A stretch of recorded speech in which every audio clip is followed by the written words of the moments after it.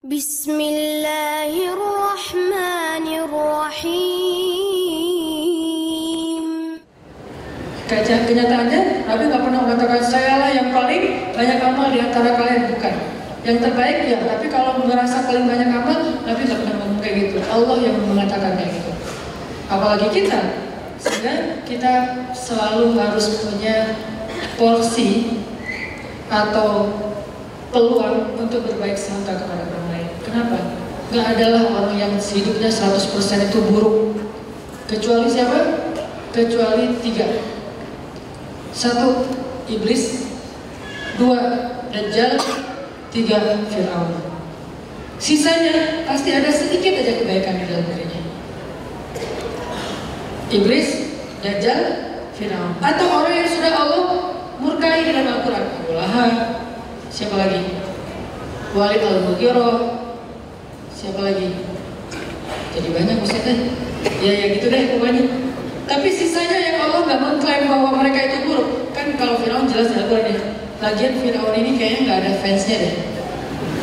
Kebayangnya kalau Firaun masih hidup, pasti followersnya 0. Nggak mungkin dia punya followers.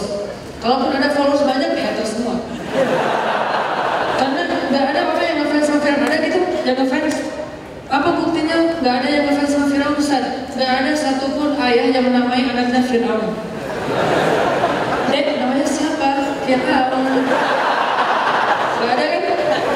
Kenapa dia namanya Firaun? Soalnya ayah aku ngefans banget sama Firaun. Nggak ada kan ya? Mau orang Islam, mau orang Yahudi, mau orang Kristen, ada yang ngasih nama anaknya Firaun. Berarti Firaun itu dibenci oleh lintas agama. Bukan cuma orang Islam loh yang nggak suka sama Firaun, non-Muslim juga nggak suka loh sama Firaun. Buktinya mau nggak dia ngasih nama anaknya Firaun? Nggak mau.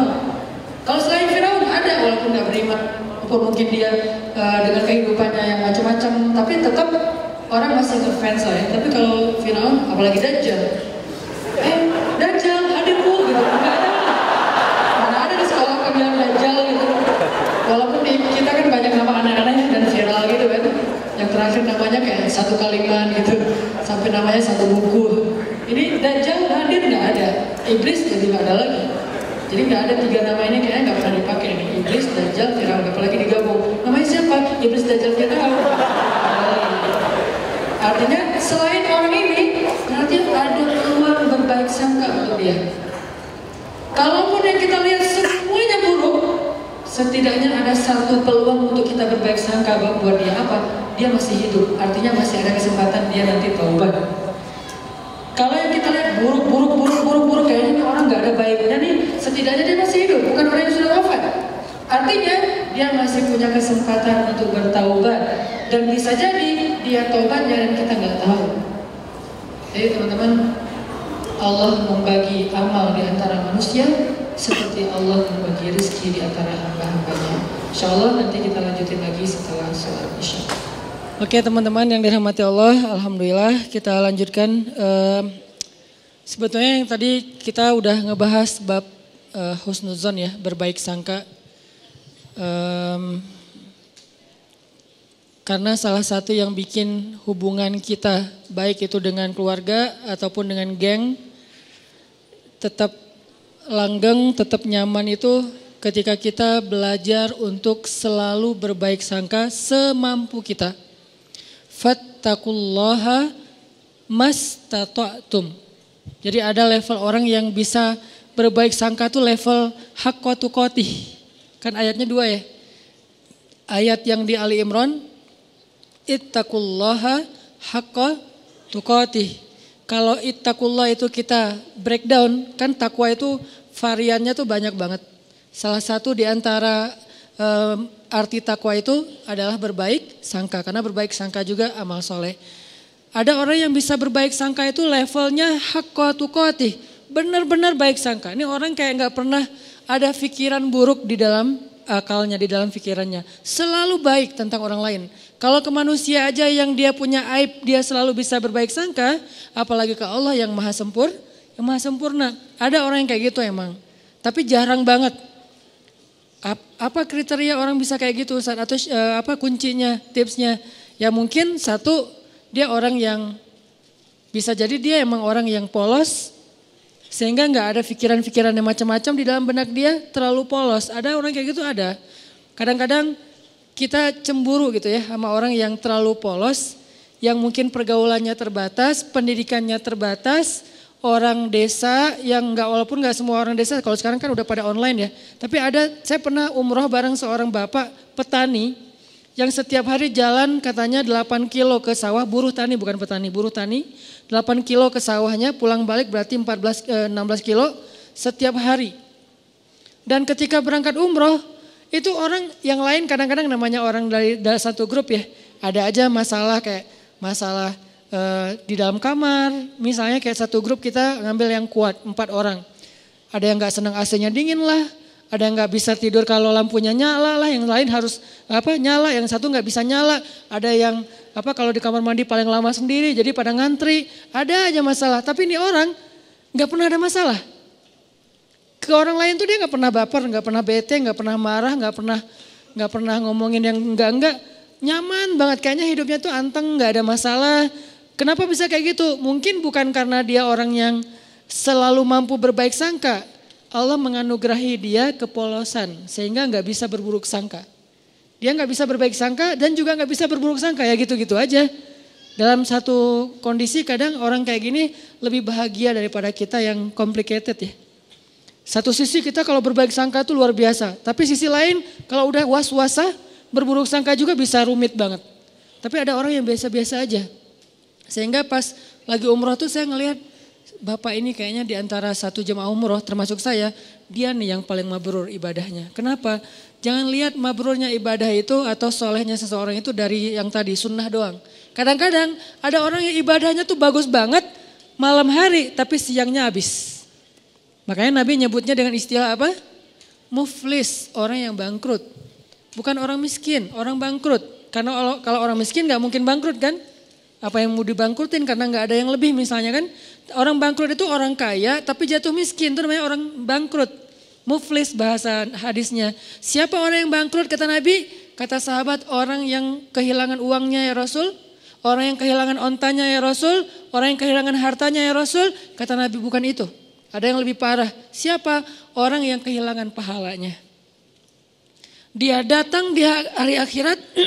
Dia datang di hari akhirat masuk dalam komunitas. Nanti di Padang Mahsyar kan banyak komunitas tuh. Ada komunitas ahli tahajud. Ada komunitas ahli sedekah. Ada komunitas ahli sholat berjamaah. Ada komunitas menjaga pandangan. Ada komunitas yang jomblo fisabilillah. Dia wafat dalam keadaan sendiri tapi gak pernah berbuat dosa-dosa yang kayak gitu-gituan. Artinya kan jomblo fisabilillah banget ya. Makanya sampai ada hadis 7 komunitas yang di Padang Mahsyar dapat treatment Allah yaitu naungan kan. Satu komunitas yang isinya semuanya pemimpin yang adil.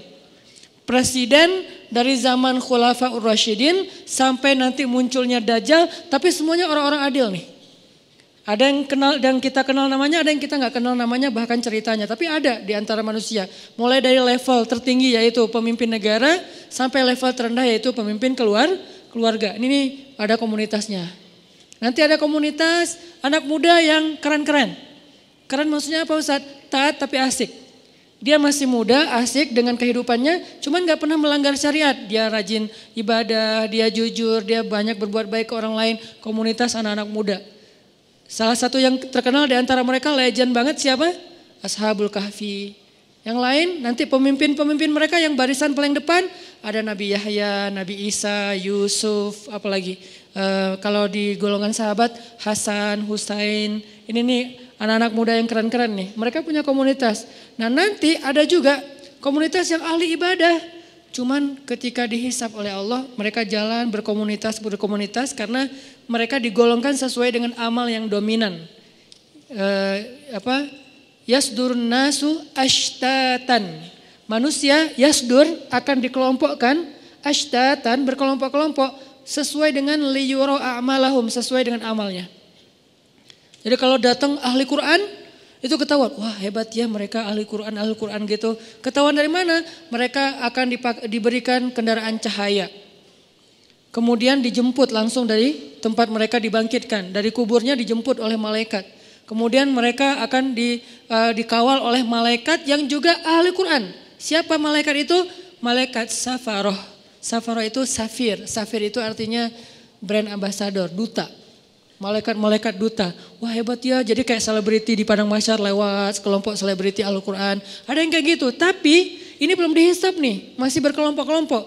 Begitu masuk hisap, berubah lagi nih.